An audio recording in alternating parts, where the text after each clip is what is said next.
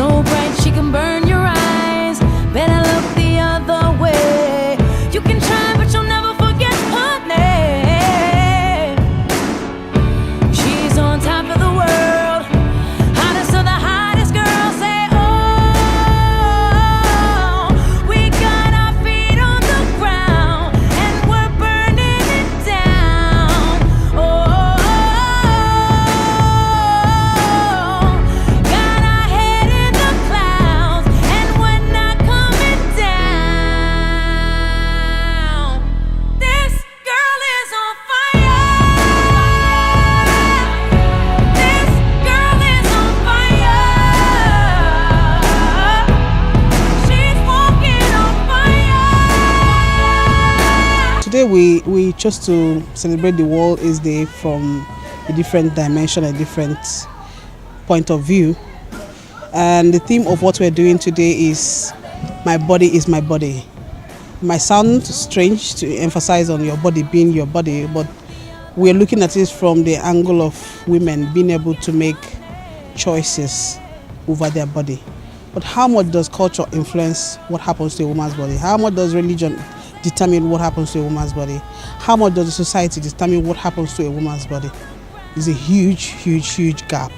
We're talking about the impact of AIDS on a woman and then how they can actually decide on their own body. On the mural, there is a woman in shield protecting herself, as in it's a decision which you have to make, not for the society, not for your religious belief or your traditional belief.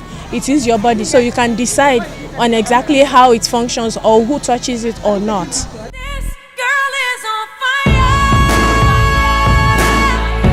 This girl is on fire.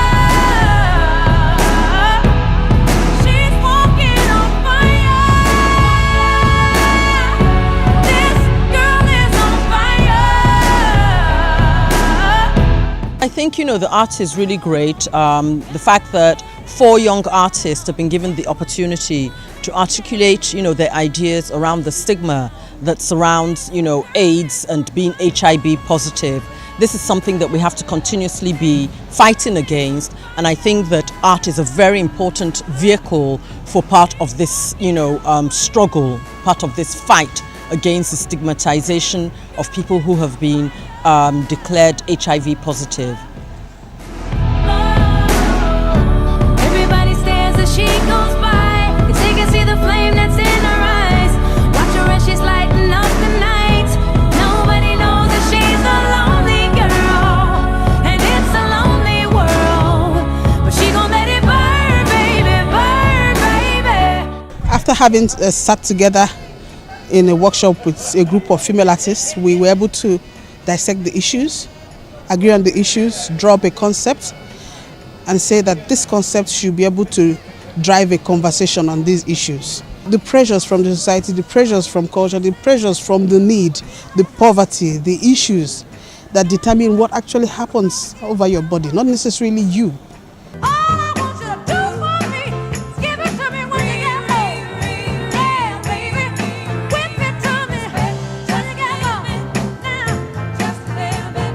R-E-S-P-E-C-T, find out what it means to me. R-E-S-P-E-C-T, take out T-C-B.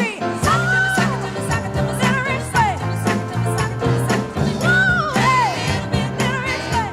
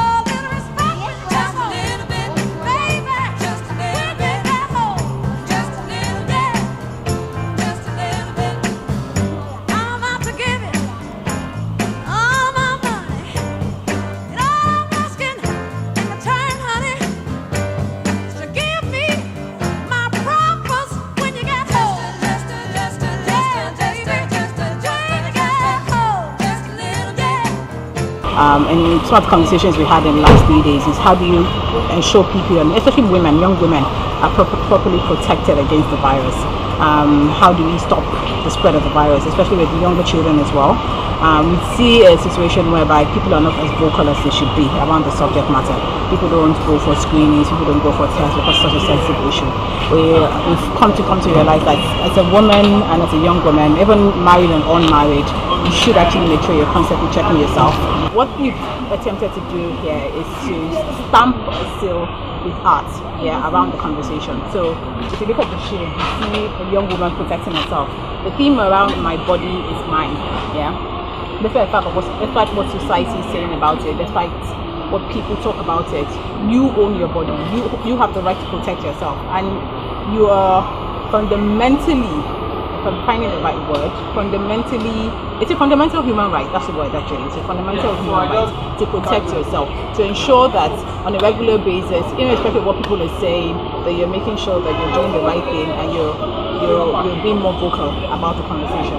So it's been 3 days of fun, 3 days of meeting with really great, inspiring women. Everybody here has contributed in their own little way to make this world a fantastic piece. We're leaving our stamp here, and we're hoping the conversations will keep on going on around the conversation.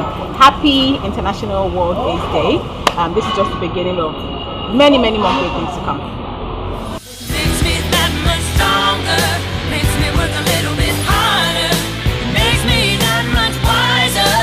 Thanks for making me a fighter, made me run a little bit faster, made my skin a little bit thicker, makes me that much smarter. Thanks for making me a fighter.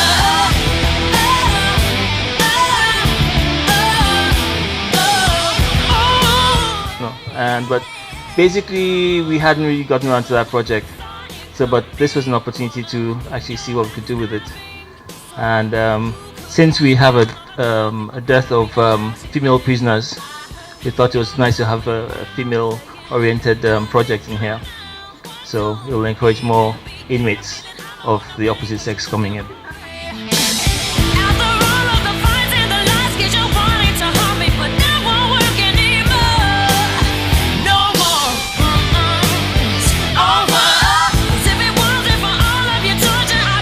This artwork, to a large extent, visually would drive it home to people.